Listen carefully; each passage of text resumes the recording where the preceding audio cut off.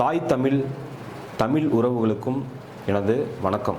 ஒரு மகத்தான தலைவனை பற்றி பேசுறதுல நான் ரொம்ப பெருமை அடைகிறேன். தமிழ்நாடு அடையாளம் கொடுத்த தலைவன், தமிழ்நாட்டை உருவாக்கிய முன்னோடி, திராவிட இயக்கம் தமிழ்நாட்டில் வேரூன்ற அடித்தளமிட்டவர், தமிழ்நாடு தமிழருக்கே என்று முழக்கமிட்டவர், மும்மொழி கொள்கையை மறுத்தவர், பகுத்தறிவு, சுயமரியாதை, இப்படி இவரை பற்றி பேசணும்னா நிறைய பேசிட்டே போகலாம். அப்படிப்பட்ட ஒரு மகத்தான தலைவன் பேரறிஞர் அண்ணா அவர்கள்.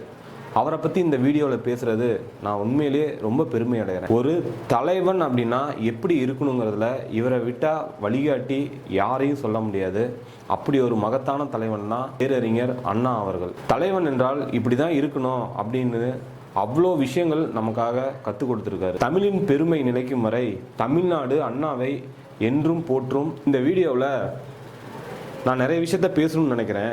நிறைய கட்சி ஆரம்பிக்கிறாங்க, இந்த தலைவர்களை பற்றி எவ்வளவோ குறைகளை சொல்கிறாங்க. அவரோட காலத்தில் வாழ்ந்தவங்க அப்போ எப்படி எக்ஸ்பீரியன்ஸ் பண்ணியிருப்பாங்க அப்படின்னு சொல்லி பார்த்தோம்னா அளவிட முடியாத ஒரு விஷயம். அப்படி இருக்கிற இன்னைக்கு அரசியல் கல்ச்சர் டோட்டலாக அப்படியே மாறிடுச்சு. என்கிட்ட பணபலம் இருக்குது அப்படின்னா நான் என்ன வேணுமா இன்றைக்கி போய் ஒரு உதவி பண்ணலாம். என்னோட பணம், நான் மக்களுக்கு எனக்கு பிடிச்சவங்களுக்கு உதவுறேன். அப்படி இருக்கும்போது நான் எவ்வளோ வேணுமோ உதவி பண்ணலாம், ஏன்னா அது என்னோட பணம். தலைவனாக மாறி உதவிக்குன்னு வரும்போது அதில் எவ்வளோ பிரச்சனைகள் இருக்குது, மைனஸ் இருக்குது, ப்ளஸ் இருக்குது, அவ்வளோ விஷயங்கள் இருக்குது.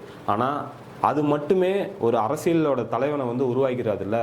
அண்ணாவை பார்த்து கற்றுக்கிட்டாலும் கூட இன்றைக்கி ஒரு மக்களுக்கு எப்படி ஒரு தலைவன் தேவை அப்படிங்கிறத பார்த்திங்கன்னா ஒரு அனுபவம், ரொம்ப அனுபவம். இன்றைக்கி யார் வேணுமோ அரசியலுக்கு வரலாங்க, சரிங்களா? அப்படியே நான் பேரவே சொல்கிறேனே, ஒன்றும் இல்லை. இன்றைக்கி டிவிக்கு தலைவர் விஜய் அவர்கள் இருக்கார், தீபிற்குரிய சீமான் அண்ணன் இருக்காங்க, அண்ணாமலை அவர்கள் இருக்காங்க.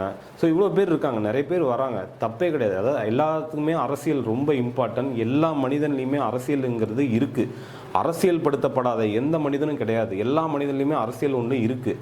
ஸோ அதை தாண்டி இன்றைக்கி எந்த நகரமும் நகர முடியாது. உத்தரவாதமான கட்சினா திராவிட முன்னேற்ற கழகம். திராவிட முன்னேற்ற கழகத்தில் பார்த்திங்கன்னா கலைஞர் கடந்து வந்த பாதை, சந்திச்சு வந்த மனிதர்கள் இருக்கு, யாருக்கிட்ட இருந்து வந்தாங்க, அப்படி ஒரு சில பேரை தான் குறிப்பிட முடியும். அவரோட உழைப்பும் நேரடியாக சந்திச்சு வந்தவங்க ஜெயலலிதா அவர்கள். ஸோ இப்படி வந்தவங்களாம் பெரும் ஆட்சியை மக்கள்கிட்ட நிறைய கொண்டு சேர்த்தாங்க. இவங்களோட செயல் திட்டங்கள் எல்லாமே பார்த்தீங்கன்னா முன்னால் இருந்த தலைவர்கள் அவர்களோட அடுத்த செயல்களாக தான் இருந்திருக்கே தவிர ஸோ இவங்களோட விஷயங்கள் கிடையாது.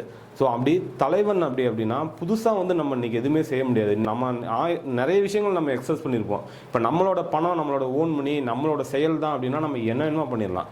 ஸோ அதை தாண்டி ஒரு மக்கள் ஜனநாயக கூட்டத்தில் ஜனநாயகத்துக்கு ஒரு தலைவனாக வந்துட்டோம் அப்படின்னா நம்ம நினச்சதை செய்யவே முடியாது. அப்போ அங்கே தான் நமக்கு பிரச்சனைகள் வருது. அப்படி வரும்போது இவங்க சொல்கிற எல்லா திட்டங்களும் இவங்களால் செய்ய முடியுமானா செய்யவே முடியாது. அதில் நிறைய இடையூறுகள் இருக்குது. சில விஷயங்கள் நம்மளே ஒரு திட்டங்களை கொண்டு வருவோம், அந்த திட்டத்தை இம்ப்ளிமெண்ட் பண்ண முடியாது. அதில் மைனஸ் இருக்கும், ப்ளஸ் இருக்கும், இப்படி நிறைய இடையூறுகள் இருக்குது. ஸோ அதெல்லாம் தாண்டி கடந்து ஒரு திட்டத்தை செயல்படுத்துறது அனுபவமிக்க தலைவர்களால் மட்டும்தான் முடியும்.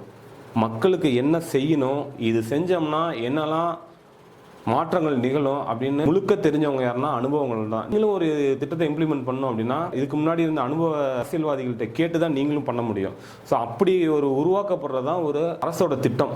ஸோ அப்படி நீங்கள் இன்னைக்கு ஒரு இவங்களோட திட்டங்களை நிறைவேற்றல. இப்போ இவங்க வந்தாங்கன்னா இவங்கள பற்றி குறை சொல்கிறீங்க, ஸோ அவங்க வந்தாங்கன்னா அவங்கள பற்றி குறை சொல்கிறோம். புதுசாக வரவங்க எல்லாமே ஒரு கட்சியில் இருந்தவங்கள குறை சொல்கிறீங்க, அது தப்பு. நான் குறைங்கிறது தப்புன்னு சொல்ல. ஸோ அவங்க திட்டங்கள், அந்த திட்டங்களை கொண்டு வரதுக்கு அவங்க எவ்வளோ ஸ்ட்ரகிள்ஸ் ஃபேஸ் பண்ணியிருப்பாங்க பார்த்தீங்கன்னா. இப்போ ஒரு அனைத்து இந்த அண்ணா திராவிட முன்னேற்ற கழகம் இதுக்கு முன்னாடி ஆட்சி பண்ணாங்க. அவங்க பார்த்தீங்கன்னா எவ்வளோ ஸ்ட்ரகிள்ஸ், கொரோனாவை மீட் பண்ணியிருக்காங்க, நிறைய பேரிடர்வு, இதெல்லாம் மீட் பண்ணி அதுக்கப்புறம் திராவிட முன்னேற்ற கழகம் ஆட்சியை பிடிச்சாங்க. ஸோ அந்த இதில் பார்த்தீங்கன்னா பணத்தட்டுப்பாடு அவங்களுக்கே முடியாத ஒரு விஷயம்.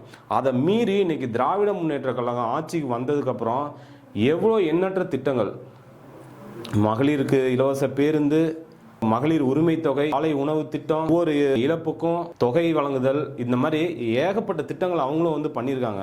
ஸோ இந்த மாதிரி நிறைய திட்டங்கள் கொடுக்கும்போது எப்படி கொடுக்க முடியும் யோசிச்சு பாருங்க. ஒரு மக்களோட நலன் தெரிஞ்சால் மட்டும்தான் அந்த திட்டங்களை வழங்க முடியும். ஸோ குறைகள் மட்டுமே சொல்லாமல் இந்த ஆட்சியில் இருந்தவங்களும் இவ்வளோ நிறைகள் பண்ணியிருக்காங்க அப்படின்னு சொல்கிற ஒரு கட்சி கூட இன்னைக்கு கிடையவே கிடையாது. அரசு நமக்கு செய்கிறது முழுக்க செஞ்சுருக்காங்க. அதில் திராவிட முன்னேற்ற கழக தலைவர், போற்றத்தக்க தலைவர் முதல்வர் ஐயா ஸ்டாலின் அவர்கள் அளப்பரிய சாதனைகளை நிறைய செஞ்சுருக்காங்க. மாணவர்களுக்கு கல்வி பயனாக இருக்கட்டும், மகளிருக்கு கொடுக்கக்கூடிய திட்டங்களாக இருக்கட்டும், சுய உதவு மகளிர் திட்டமாக இருக்கட்டும், இந்த மாதிரி எண்ணற்ற திட்டங்களை வந்து அவர் வந்து கொண்டு வந்திருக்காரு.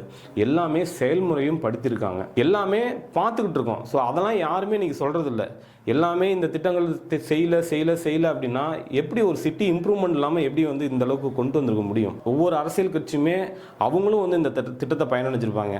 ரேஷன் பொருட்கள்லேருந்து, மகளிர் உரிமை தொகையிலேருந்து, கல்வி திட்டத்திலேருந்து, சாலை திட்டத்திலேருந்து எல்லாமே பயனடைஞ்சிட்டு தானே இருக்கோம். அதெல்லாம் ஏன் மறுக்கிறீங்க அப்படிங்கிறது எனக்கு தெரியல. ஸோ இந்த மாதிரி மகத்தான தலைவன் வாழ்ந்த பேரறிஞர் அண்ணா பூமியில் நாங்களாம் வாழ்கிறதுக்கு ரொம்ப பெருமிதம் கொள்கிறோம். அதை தொடர்ந்து அவரோட வழியில் வந்த முதல்வர் ஐயா ஸ்டாலின் அவர்கள் மிகப்பெரிய சக்தியாக இந்த தமிழ்நாட்டில் வந்து வரலாற்று சாதனையை நிகழ்த்திட்டு இருக்காரு.